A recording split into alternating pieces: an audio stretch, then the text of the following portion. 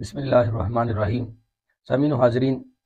اللہ تبارک و تعالیٰ کی پاک کلام قرآن مجید فرقان حمید کی جو تلاوت ہے، اس کا جو اجر و ثواب ہے، اس کو احادیث مبارکہ میں حضور نبی کریم صلی اللہ علیہ وسلم نے بڑی وضاحت کے ساتھ بیان فرمایا ہوا ہے۔ یہاں تک کہ حضور علیہ الصلوۃ والسلام نے فرمایا جو ایک حرف پڑھتا ہے اللہ تبارک و تعالیٰ اس کو 10 نیکیاں عطا فرماتا ہے۔ اس طرح مختلف صورتوں کے فضائل علماء نے مختلف انداز میں بیان کیے ہیں کہ کون سی صورت پڑھنے کے کون سے فضائل ہیں، پورا قرآن پڑھنے کی فضیلتیں ہیں، لیکن مختلف موقعوں پر مختلف جگہوں پر بہت ساری صورتوں کی فضیلتیں حضور نبی کریم صلی اللہ علیہ وسلم نے بھی بیان فرمائی، اور علماء کرام نے بھی اپنے وظائف میں بہت ساری چیزیں لکھی ہیں۔ سورہ توبہ بھی قرآن مجید فرقان حمید کی ایک صورت ہے، اور یہ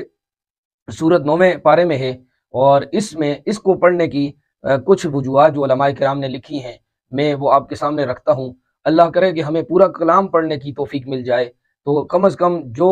آیات اور بینات اور اس طرح صورتیں ہیں، اللہ تبارک و تعالی ہمیں ان کی عمل کی توفیق عطا فرمائے۔ علماء فرماتے ہیں جو اس صورت کی تلاوت کرے گا، یعنی سورہ توبہ کی تلاوت کرے، تو دنیا میں زندگی گزارنے والے جتنے بھی مرد اور عورتیں ہیں، ہر ایک کے بدلے میں اس شخص کو 10 نیکیاں اللہ تبارک و تعالی عطا فرمائے گا،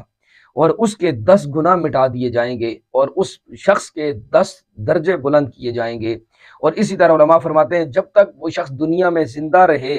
اور عرش الہی اور حاملین عرش اس پر درود و سلام بھیجتے رہیں گے۔ اور اسی طرح فرمایا جو اس صورت کی تلاوت کرے گا، قیامت کے دن اللہ تبارک و تعالی اسے نفاق سے دور رکھے گا۔ یہ نبی پاک صلی اللہ علیہ وسلم کا فرمان ہے کہ اس کو اللہ تبارک و تعالی نفاق سے دور رکھے گا، اور جو اس صورت کو لکھ کر اپنے امامے میں یا اپنی ٹوپی میں رکھے گا، وہ شخص چوروں سے بھی محفوظ رہے گا، رہزنوں سے بھی محفوظ رہے گا، اور اگر رہزن اس کے راستے میں آ بھی جائیں تو علماء فرماتے ہیں اس کو دیکھ کر رہزن ڈاکو وہ راستہ چھوڑ دیں گے۔ اور اسی طرح فرمایا کہ جس گھر میں یہ صورت لکھ کر لگا دی جائے وہ گھر جلنے سے بھی محفوظ رہے گا، اس گلی، اس محلے اور اس اطراف کے گھروں میں بھی آگ سے وہ سارے کے سارے محفوظ رہیں گے جس گھر میں سورہ توبہ کو لکھ کر لگا دیا جائے۔ اللہ تبارک و تعالی ہمیں اس کی فضیلتیں، اس کی برکات نصیب فرمائے۔